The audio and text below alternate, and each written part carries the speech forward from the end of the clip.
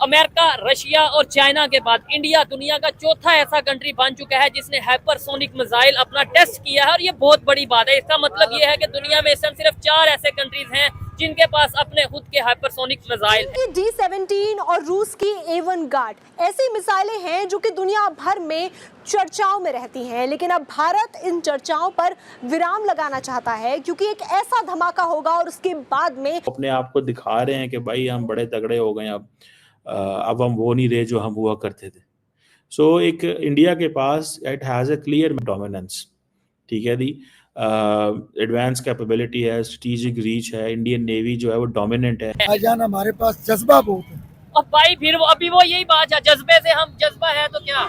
जज्बा इसलिए है कि जो पढ़े लिखे हैं वो तो कुछ कर रहे नहीं, अच्छा जो अनपढ़ है वो उनमें जज्बा है, ठीक है, वो क्या कर सकते हैं? कुछ भी नहीं कर सकते। तो जज्बा लेके गली गली हमने नारे लगाने, ठीक है, मगर दुनिया से पीछे रहना है। हमारे यहाँ ना जैज जज्बा पैकेज है, अच्छा हमें वो जैज जज्बा पैकेज सिखाया गया, ठीक है, अगला उसका मान ही नहीं बताया गया कि जज्बा किसको लेके कहते हैं। ये ऐसी चीज हमने डिप्लॉय करी है जो कहीं भी हम डिप्लॉय कर सकते हैं, किसी की ट्रक के ऊपर लगाकर। हमें कोई परमानेंट बेस नहीं चाहिए जहां से इस मिसाइल को हम लॉन्च कर सकते हैं। ये मिसाइल एक सिंपल मिसाइल नहीं है, एक मैसेज है हमारे हर दुश्मन के लिए।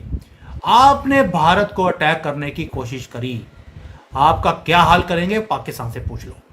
इसलिए सारी ताकतें क्या कर रही हैं, भारत को बाहर से तो तंग कर नहीं सकती, इन्होंने एक पालतू आदमी रखा। होता क्या है, पाकिस्तान चाहता ये है कि वो अपनी स्ट्रेंथ पे खेले, इंडिया अपनी स्ट्रेंथ पे खेलना चाहता है। पाकिस्तान की जो स्ट्रेंथ है वो पाकिस्तान की एयरफोर्स है। इंडिया जो है वो अगली दफ़ा ज़रूरी नहीं एयरफोर्स के ज़रिए आए, ये ज़हन में रखिएगा। वो जब ये बात करते हैं ना कि हमें अपनी उस पे जाना है, क्या नाम है, नेवी पे जो हमला करना है, वो समझते हैं कि शायद हम नेवी में बहुत बेहतर हैं तो हमें लिहाजा उसमें थोड़ा जाने की कोशिश करनी चाहिए। तो वो नेवी पे हमला करेंगे या ऐसे एसेट्स इन्वॉल्व करेंगे कि जिससे पाकिस्तान की नेवी कंप्रोमाइज़ हो। समझ रहे हैं बात? So that is what it seems to me. मुझे थोड़ी सी चीज़ें जो हैं वो इस तरह नज़र आ रही हैं, लेकिन इन रियलिटी अगर आप ये चीज़ देखें कि इन्होंने ऑपरेशन सिंदूर का बार बार जिक्र कर रहे हैं, पाकिस्तान बुनियानुल मरसूस का जिक्र कर रहा है, मार्का हक की जिक्र कर रहा है, और पाकिस्तान कह रहा है हमारे पास कॉन्फिडेंस है, इंडिया के पास कॉन्फिडेंस है जी कि हमने उनकी तमाम एयर बेसिस पे हमले किए, हमने उनके हैंगर्स पे हमले किए, हमने वहाँ नीचे जो उनके जहाज़ थे वो तबाह कर दिए। तो इस तरह की चीज़ें जो है वो है। दूसरा वो उनको ये है कि जी हमारे पास S-400 है तो शायद वो हम बहुत कुछ कर सकते हैं, लेकिन नैरेटिव जो है ना, जो नैरेटिव है जो इंडिया और पाकिस्तान बना रहे हैं वो दोनों कॉन्फिडेंस का। तो अगर ये सुपरसोनिक क्रूज मिसाइल इस्तेमाल करेंगे, लास्ट टाइम तो पाकिस्तान ने एक चीज़ ये की थी कि पाकिस्तान ने इंडिया के एक क्रूज मिसाइल की डायरेक्शन बदली थी। जो क्रूज मिसाइल जो है वो अफगानिस्तान जाके गिरा था, और वो इंडिया को सुनने में आया कि उसका जो GPS था उन्होंने उसको कंट्रोल किया था। द मोमेंट इंडिया ने उसको स्ट्राइक किया, वन ऑफ द जो मिसाइल था उसको उन्होंने पाकिस्तान ने उड़ा के तो अफगानिस्तान की तरफ ले गए। खबर आ रही है कि भारत ने एक मिसाइल टेस्ट करी है और ये मिसाइल DRDO की तरफ से टेस्ट की गई थी। इस मिसाइल का नाम है हाइपरसोनिक मिसाइल, और ये मिसाइल की खासियत है ये एक छोर से दूसरे छोर पर आराम से जा सकती है। ये मिसाइल कहा जाता है विश्व में सिर्फ 4 देशों के पास है और भारत चौथा देश बन चुका है। ये सफलता भारत के लिए बहुत बड़ी है और इस सफलता को देख के पूरी दुनिया हैरान है। साथ में ट्रंप और पाकिस्तान का तो बुरा हाल है। आइए देखते हैं पाकिस्तान मीडिया का रिएक्शन, और अपने ओपिनियन कमेंट करना ना भूलें। क्योंकि अभी जब क्वेश्चन पूछा गया हमारे एयर चीफ AP भारती से कि वे ऑपरेशन सिंदूर में क्या हुआ था, पाकिस्तान बोलता है कि हमारे 15 जेट्स उन्होंने उड़ा दिए। उनका रिस्पॉन्स था, लेट पाकिस्तान बिलीव कि they have destroyed over 15 jets, यानी कि वो अगली बार जब हम अटैक करेंगे तो 15 जेट्स कम पे वो अपनी प्लानिंग करेंगे। अच्छा है, हम अटैक करेंगे तो आपको मालूम है 15 जेट्स क्या कर सकते हैं। अब साइकोलॉजिकल वॉरफेयर हमने करना शुरू कर दिया पाकिस्तानियों के साथ। ये क्वेश्चन पाकिस्तानी जो होते हैं लवर्स भारत के मीडिया में, उन्होंने ही क्वेश्चन पूछा था।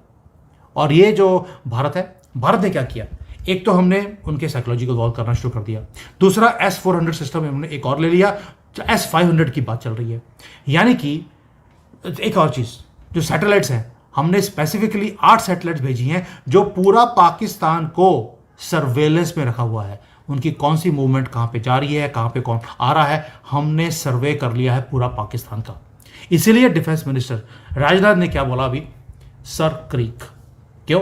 क्योंकि तुम्हारा सर क्रीक में सर क्रैक हम करने वाले हैं। ये जो डिस्प्यूटेड एरिया है गुजरात पाकिस्तान बॉर्डर के पास, बहुत वाइटल है। ये रूट है कराची की तरफ। और 1965 में आपको याद होगा जब हम लाहौर तक पहुंच गए थे, इंदिरा गांधी वापस आ गई थी और ये लहड़ू इन्होंने बोल दिया था नहीं नहीं नहीं नहीं नहीं, हमने अब 1965 का दिया, 1971 में सॉरी, जब हम लाहौर तक पहुंच गए थे, वो आयरन लेडी जिसको बोलते हैं उसने सरेंडर कर दिया था। और आपको पता नहीं होगा शायद कि इवन बांग्लादेश को बनाने के लिए उसने मना कर दिया था कि नहीं, मैं पाकिस्तान का नुकसान नहीं कर सकती। डेवलप सिस्टम थे और ये वॉर चला था सिर्फ 4 दिन। और अगला वॉर अगर होगा, अगर समझ लीजिए 15 दिन चलता है, तो हमारे पास वो क्या एम्यूनिशन बनाने के लिए फुल कैपेसिटी होना जरूरी है। और हम एक तरह से जिन कंट्रीज के पास उसकी मैन्युफैक्चरिंग कैपेसिटी रहती है, उनको वॉर जीतने में टाइम नहीं लगता, वो अपनी सप्लाईज को बढ़ा सकते हैं एनी टाइम। तो भारत ने अब जो क्रिटिकल चीजें हैं एम्यूनिशन, जैसे 105 mm, 125 mm, 150 mm जो बैरल्स है, उन सब के लिए एम्यूनिशन बैरल्स है, उनके लिए प्राइवेट सेक्टर को अलाउ कर दिया है। अभी कुछ दिन पहले मैंने बताया था आपको कि धीरूभाई अंबानी जो इंडस्ट्रियल डिफेंस कॉरिडोर है वो नागपुर में चालू हो रहा है, वो रिलायंस ग्रुप बना रहा है। उन्होंने जर्मनी की एक कंपनी है राइन मेटल, उनके लिए 155 mm कैलिबर शेल्स बनाने का उनको ये कॉन्ट्रैक्ट। सवाल है क्योंकि मिलिट्री एडवांटेज तो इंडिया पाकिस्तान एक दूसरे से क्या लेंगे, अगर आप इसी एंगल से सोचें, what will be the military advantage, India Pakistan से क्या मिलिट्री एडवांटेज लेगा जब दोनों मुल्कों की जो फौजें हैं वो एक ही जगह पे हैं और they are like into इस गेम को बहुत अच्छे से समझते हैं।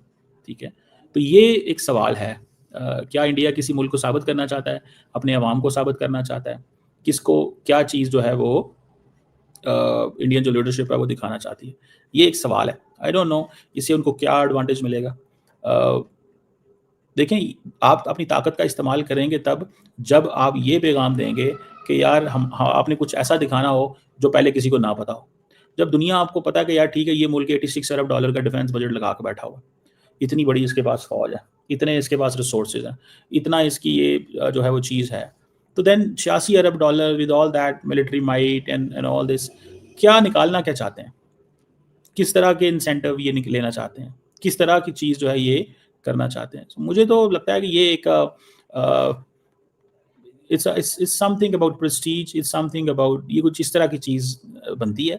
अगर मैं इसको दूसरे लेंस में देखूं तो मुझे वो कोई और लेंस जो है वो नज़र नहीं आता। लेंस एक ही है और वो लेंस ये है कि भाई ज़रा सबक सिखाना है पाकिस्तान को। सो जब आपने सबक सिखाना हो तो देन आप उसको सिर्फ प्रेस्टीज के एंगल से देखते हैं कि जी हमारी जो प्रेस्टीज है ना वो एक वो